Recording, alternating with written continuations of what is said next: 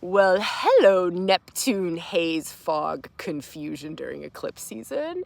Hello, oneness with the infinite all of everything. Meanwhile, I'm trying to juggle the releasing of my karmic baggage and the further stepping into my destiny during an eclipse season. Y'all, this is some wacky energy that we're in. Sandwiched between the two eclipses, so September 17th was that full moon eclipse. The moon was conjunct Neptune. I mean, he is just all up in the mix. Then the sun opposed Neptune. There was that grand kite that I've been talking about, right? Now Mercury is opposing Neptune today. I mean, this is like literally the mind cannot discern what's going on. It cannot understand what's going on. It could be creating stories. It could be tapping into fear responses around Neptune's dissolving of the ego. That's really what's happening here. And it could be hard, but I want to talk to it. And I want to see if I can bring anything that could help us to move through it with some grace and some ease and some gentleness.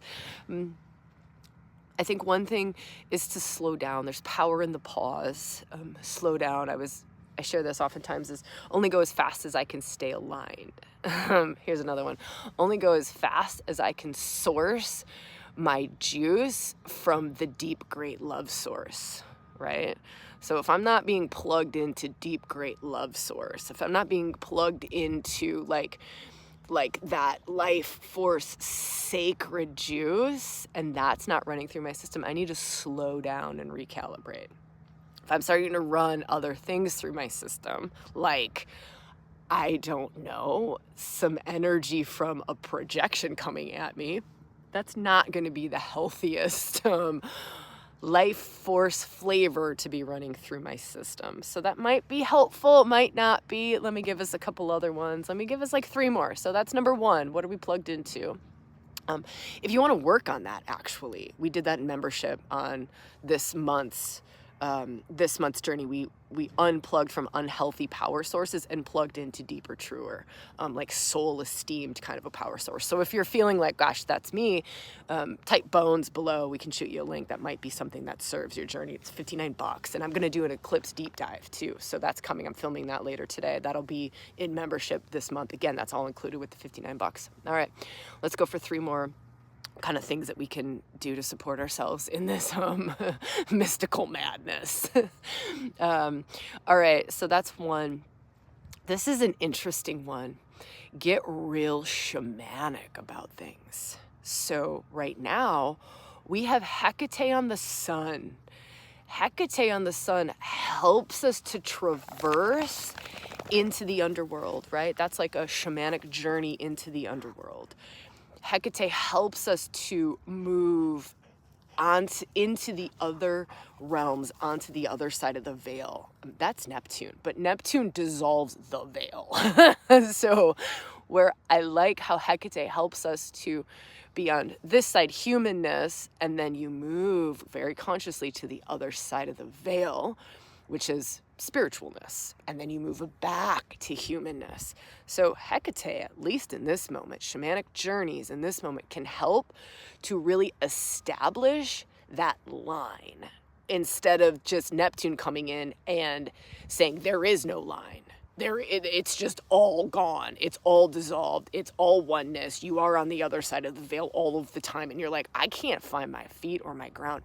Shamanic practices, if you don't know how to do shamanic practices, Sandra Ingerman, Google her on YouTube. There's like a drumming track, I think for free. I think it's still up. I don't know. I remember that being up like 10 years ago. Hi, my little bear.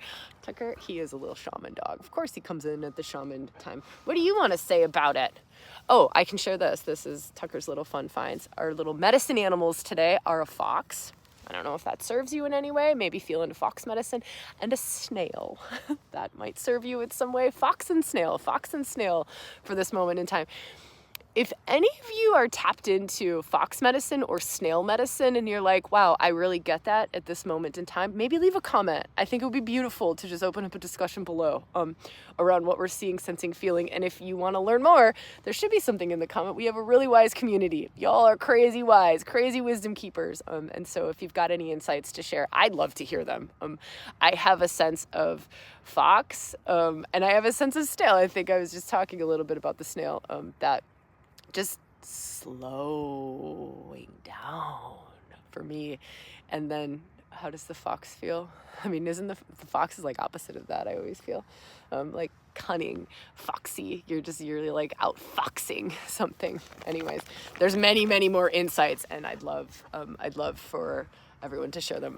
Animal medicine is not my like number one genius by any means at all. I know some of you have much more experience and wisdom around that. So I'd love to hear that in the comments. Okay. All right. Let's go on.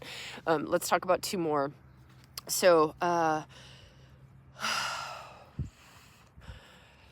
let me feel for, oh, hi. Hi, I didn't see you coming.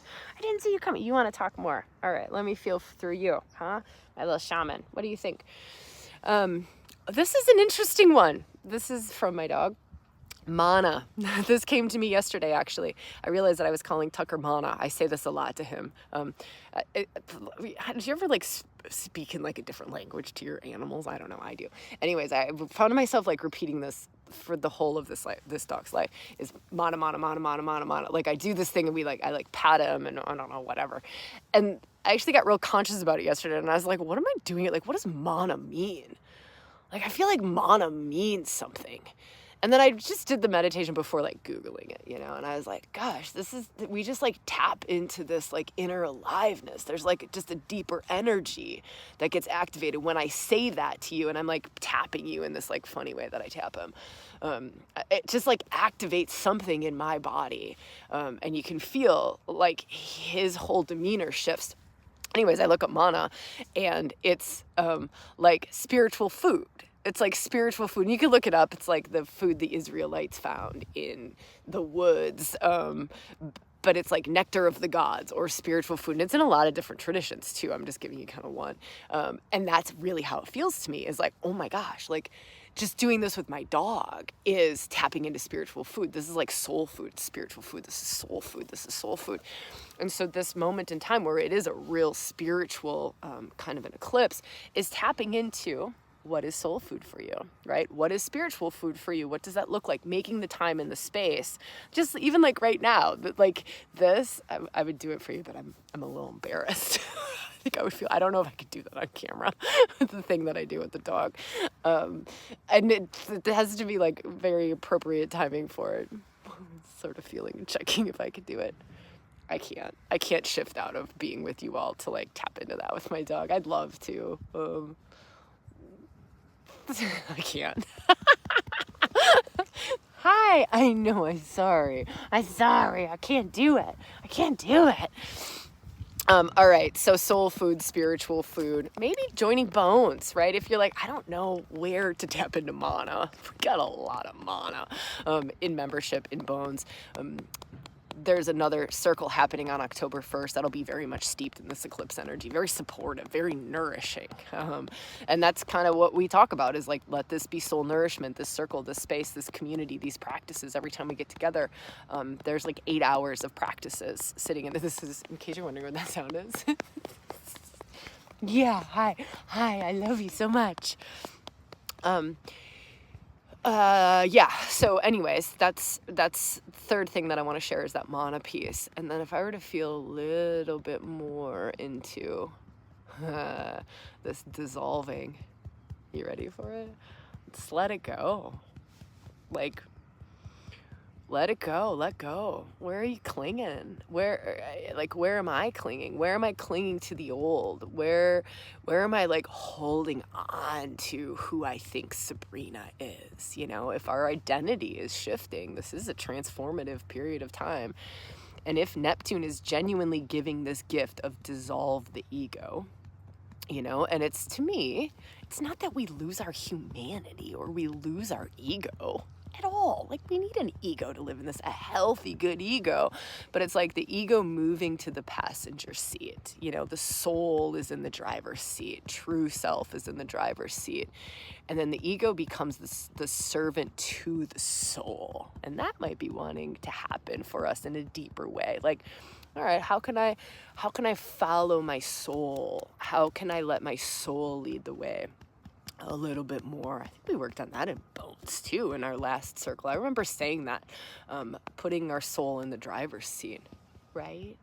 Your soul's always in the driver's seat, isn't it? You're a good boy. You're a stinky dog. You rolled in cow poop. Horse poop. We're in the horse field. You rolled in horse poop. That's great. So feeling into not clinging, you know, not clinging to who you think you are, because we are transforming quickly. Attachments to things that are changing, because that's going to cause a lot of pain. Attaching to an old identity or a current identity or a role that is falling away. That's where the pain is at. And it's like, can we loosen our grip on that?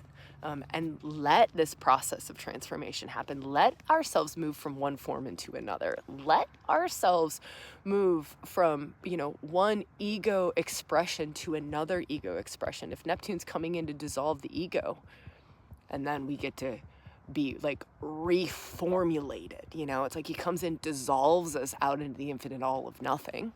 Let it happen. And then he will bring the pieces back, you know, he will move off Mercury today. He will move out of the way, and then all the pieces will come back, but they're not going to come back to the same way that you were before this happened. And so can we let that process happen? All right. I love you all. I hope to see you in Bones.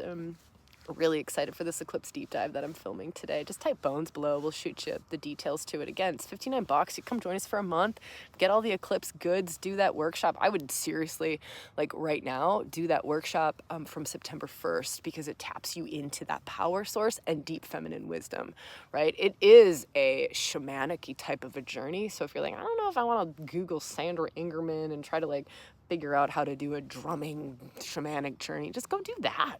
Go do that. All right. I love you all so much, and I will see you when I see you, where I see you, and how I see you. Because Tucker's saying it's the end of the video. All right. Happy Eclipse season. Love you all.